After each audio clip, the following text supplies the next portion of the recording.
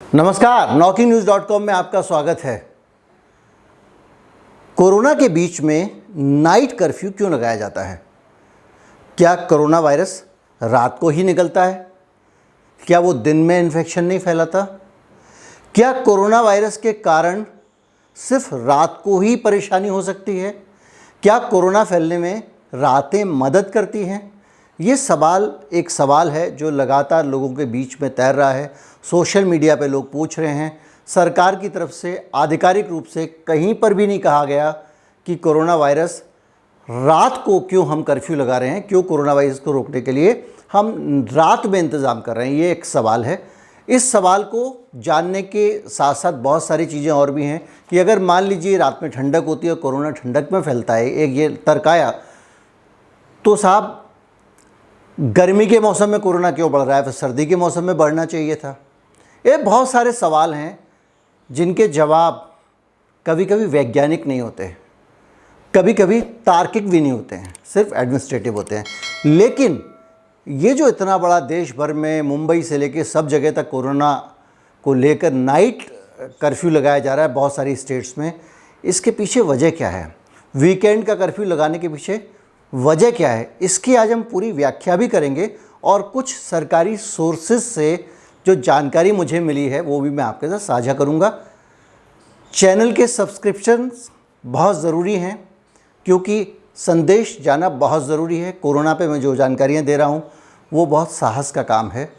Video सब तक पहुंचे इसके लिए प्लीज़ सब्सक्राइब करें और उसके साथ साथ ज़्यादा से ज़्यादा लोगों तक शेयर करें। ये एक आम यूट्यूब पे कहा जाने वाला जुमला नहीं है, ये एक ज़रूरत है आज की, कम से कम आज के वक्त की। नमस्कार, मैं हूँ गिरीश बताया कि सरकार अगर चाहे तो कल 30 से 35 रुपये पेट्रोल का दाम कम हो सकता है। जुड़े हैं, कम लोग जुड़े हैं, होगा। कई बार हम अपने दिमाग के जो सवाल हैं ना उनको नज़रअंदाज कर देते हैं। बेहद दर्दनाक, बेहद शर्मनाक और दिल दहलाने वाली दास्तान है। जो गरीब आदमी है उसके लिए रेल में यात्रा करना करीब करीब नामुमकिन हो जाएगा। नमस्कार, जय हिंद।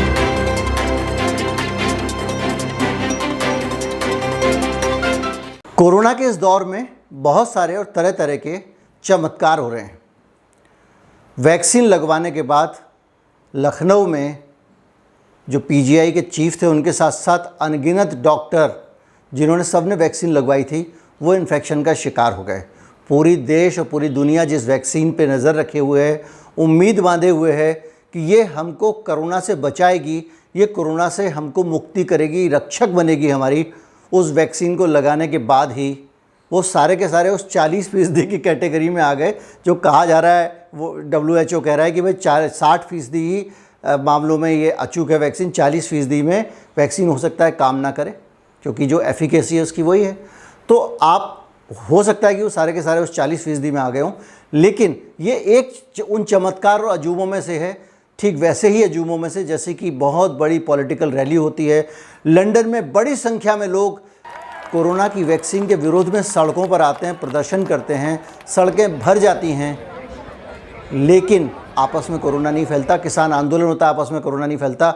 और हिंदुस्तान का एक कोड कहता है कि आपकी कार भी पब्लिक प्लेस है, आप अकेले भी जा रहे हो तो मास्क लगा के जाओ। पहले सरकार भी ये नियम लाई थी, उसने वापस ले लिया था, लेकिन खैर इस मुल्क में जिसके पास ताकत है उसका जो हुक्म है वो तो बजाना ही पड़ेगा क्योंकि ये हमारी संवैधानिक ड्यूटी है।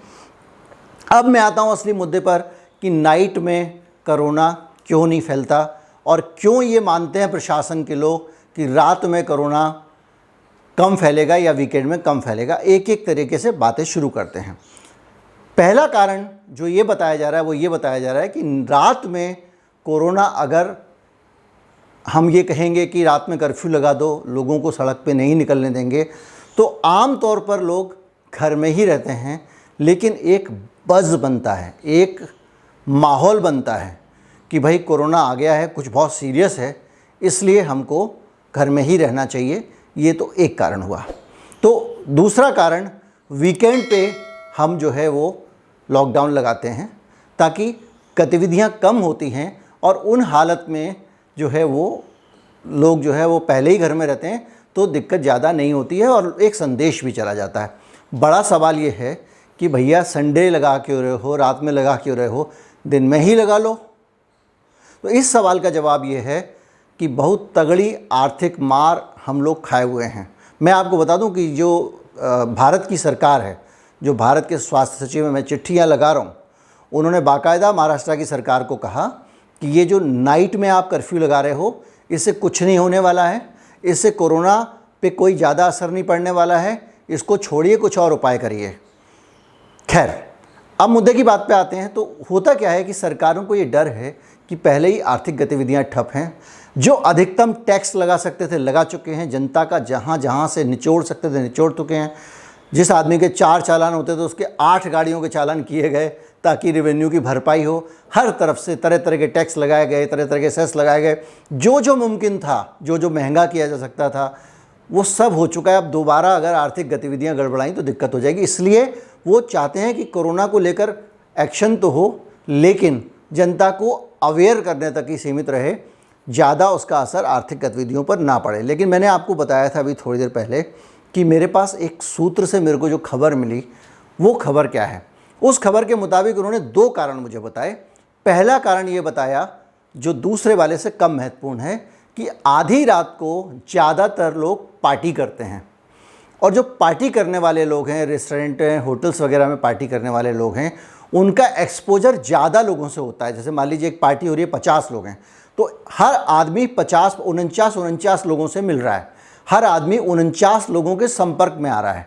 तो उस स्थिति में क्या होता है कि वो ज़्यादा बड़ा एक्सपोजर है, संभावना फैलने की बढ़ जाती है। ये तर्क प्रशासन का है, ये मेरा तर्क नहीं है, मैं इससे सहमत भी नहीं हूँ। क्योंकि अगर ऐसा ही बंद करना है तो आप होटल्स को बोल दीजिए कि आप 10 बजे के बाद में कोई पार्टी नहीं करेंगे, कोई रेस्टोरेंट नहीं खुलेगा। और दिल्ली में, कम से कम दिल्ली में ये ऑर्डर आया है, दिल्ली में 11 बजे के बाद वैसे भी रेस्टोरेंट खोलने की इजाज़त नहीं है। अब 11 बजे के बाद रेस्टोरेंट नहीं खुल सकते तो पार्टी कहाँ होगी। लेकिन ये तर्क वो दे रहे हैं। लेकिन सबसे बड़ा तर्क जो मुझे लॉजिकल लगता है, वो तर्क ये है कि अब 12 तारीख से एक बड़ा रमज़ान का महीना आने वाला है। रमज़ान के महीने में बड़ी संख्या में जो मुसलमान पॉपुलेशन है हमारे हिंदुस्तान की, उसका पूरा जीवन का साइकिल बदल जाता है।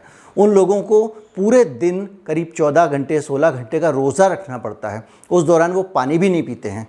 तो ऐसी स्थिति में क्या होता है कि उनकी जितनी भी दैनिक गतिविधियां हैं वो रात को चलती हैं। वो दिन में सो जाते हैं, रात को उठते हैं, रात को ही बाज़ारों में रौनक होती है, रात को ही खाने पीने के सामानों और दूसरी चीज़ों की खरीदारी होती है, रात में ही वो सज धज कर नहा धोकर बाज़ार में निकलते हैं, रात में ही महिलाएं आपस में इकट्ठी होकर जो एक अच्छा वातावरण बनता है वो बनाती हैं। और उस पूरे माहौल के बीच में बाज़ारों में बहुत भीड़ और रौनक होती है।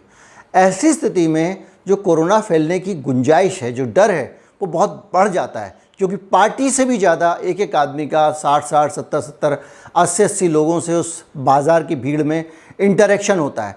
उस भीड़ के बीच में मास्क के लिए अनिवार्य करना, लोगों के पीछे पड़ना, ये भी मुमकिन नहीं है। तो प्रशासन को लगता है कि आधी रात को अगर उस पूरे 1 महीने अगर आप रात को कर्फ्यू लगा दोगे तो एक हद तक कोरोना फैलने से रुक जाएगा। पिछली बार का आपको याद होगा, इस देश के प्रशासन के दिमाग में, अब क्या कहें, दिमाग है, तो उनके दिमाग में एक चीज़ बैठी हुई है कि वो जमाती जो है, वो पूरा मामला आपको मालूम होगा किस तरह से पूरे 40 देशों से पार्टिसिपेंट्स आए थे। एक निज़ामुद्दीन में एक बड़ा सा जो है वो परिसर है, उसके अंदर वो लोग रुके हुए थे। उस परिसर के अंदर अचानक सरकार ने लॉकडाउन लगा दिया, ना वो जाने के रहे ना आने के रहे। उनमें जो विदेशी मेहमान आए थे उनमें कुछ लोग इन्फेक्टेड थे। वो एक परिसर क्या, एक बड़ी सी बिल्डिंग थी, वो एक दूसरे से रोज़ मिल रहे थे। उस वक्त उतनी अवेयरनेस भी नहीं थी कोरोना को लेकर, किसी को मास्क सैनिटाइजेशन नहीं पता था। उनको एक दूसरे से फैल गया कोरोना, तो उसको पता नहीं कोरोना जिहाद, पता नहीं क्या क्या के हमारे हिंदुस्तान के न्यूज़ चैनलों ने जो है भयंकर नफ़रत फैलाई। तो उस दौरान इनके दिमाग में शायद ये है कि मुस्लिम कम्युनिटी को बचाने की ज़रूरत ज़्यादा है, इसलिए जो फैसले। अच्छा, मैं आपको एक और बताऊं, प्रशासन का जो काम करने का तरीका होता है, ये SOPs बड़ी जल्दी पकड़ते हैं। एक बार अगर इन्होंने कुछ काम किया तो तुरंत फाइल निकाल लेते हैं। पिछली बार क्या किया था वही कर दो, कौन दिमाग लगाए। अगर पिछली बार ये रास्ता बंद किया था, वो फट उसको SOPs में डेवलप कर देते हैं। SOPs होते हैं मतलब स्टैंडर्ड ऑपरेटिंग प्रोसीजर्स, मतलब कैसे ऑपरेट करेंगे उसका एक वो सिस्टम बना के रख लेते हैं। जब भी लॉकडाउन लगेगा वही पुरानी लिस्ट निकालेंगे। तो उस चक्कर में भी इस बार जो है वो बहुत सारे जो प्रशासक हैं उनके दिमाग में वो बैठा हुआ है। तीसरी चीज़ जो एक और मुझे लगता है, मुंबई में नाइट लाइफ काफ़ी ज़्यादा है, काफ़ी सक्रिय है। वहाँ रात को मुंबई सोती नहीं है, वहाँ लोगों का आना जाना होता है देर रात तक। लड़कियां भी सेफ़ जो है अपने घर जा आ सकती हैं। तो उस पूरे वातावरण के बीच में मुंबई में अगर आप नाइट कर्फ्यू लगाते हैं तो काफ़ी हद तक आप लोगों का एक्सपोजर कम कर लेते हैं। सबसे बड़ी बात यह है, इस पूरे माहौल के बीच में जब आप माहौल एक बना रहे हैं, लोगों के अंदर एक खौफ का, पैनिक का माहौल है और लोगों को लगता है कि अगर हमने टीका नहीं लगवाया तो पता नहीं क्या हो जाएगा, उस वातावरण के बीच में जब ये गतिविधियां जो हैं रोकनी हो और आर्थिक गतिविधियों का संकट हो कि अगर हम ध्यान नहीं देंगे तो हमारा पूरा इकोनॉमी गड़बड़ा जाएगी, तो सरकार को इस तरह के टोटके करने पड़ते हैं। सरकार जिम्मेदारी कुछ लेना चाहती नहीं है। आप बताइए कि अगर ये टोटका ना करें, आपको डराए नहीं, आपको मास्क लगाने के लिए ना बोलें, आधी रात को दिन में आपके आसपास पूरा का पूरा माहौल खड़ा ना करें, तो क्या होगा? सरकार को जवाब देना पड़ेगा कि भाई साहब 1 साल हो गया, मान लिया कि पीपीई किट बनाने में हमारे नेता लोग कह रहे हैं कि हम लोग नंबर 1 हो गए हैं, तो पीपीई किट तो फैक्ट्री वालों ने बनाई। तुमने इतना सारा सेस, टैक्स कलेक्शन, ये सारा का सारा किया, कितने कोरोना के अस्पताल बनाए बताइए? आप बताइए कितने नए वार्ड डेवलप किए? आपने इन्फेक्शन रोकने के लिए किस किस तरह की नई चीज़ें बनाई? सरकार ने क्या किया? तो वो कोई ना पूछे, इसलिए हर चीज़ जनता के सर पे डाल दो। जब भी गड़बड़ हो जनता की लापरवाही से होता है। महामारी में जनता अगर सावधानी बरते तो उससे कुछ हो ही नहीं सकता। जब सब कुछ जनता को ही करना है तो प्रभु आप लोग क्यों बैठे हुए हैं? जो भी हो, इस चैनल को सब्सक्राइब करें, ज़्यादातर लोगों तक पहुँचाएँ। मेरे लिए कम से कम ये कोरोना वाली सीरीज एक मिशन है, मैं चाहता हूँ ज़्यादा से ज़्यादा लोगों तक पहुँचे। नमस्कार, जय हिंद।